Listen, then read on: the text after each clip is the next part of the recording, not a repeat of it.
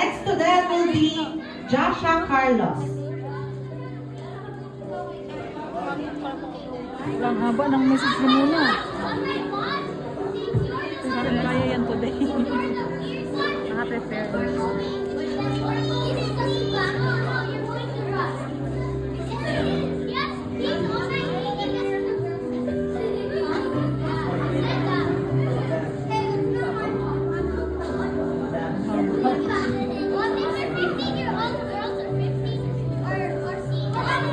Happy birthday, Kim. I have a present for you and a letter. Dear Kim, I hope this letter can find you in great spirits. On this very special occasion, your 18th birthday, I want you to extend my heartfelt congratulations as you step into adulthood. To begin, I must mention the themes I read for you, a reflection of your beauty, strength, and grace. Like their violet petals, you bring elegance and bring warmth to those around you. Turning 18 marks the beginnings of your new adventure and opportunities.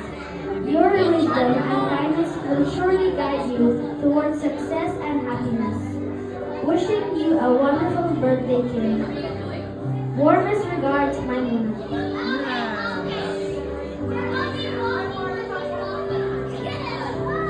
Hindi na siyang basa.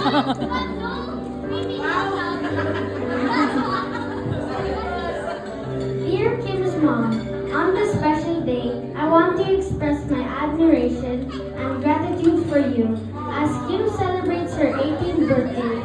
Your kindness, wisdom, and unwavering presence has been the foundation of her growth. Today, I hope you take a moment to cherish all the beautiful memories and accomplishments that led to this milestone. Wishing you joy and pride as you celebrate this special day. Warmest regards, my mom.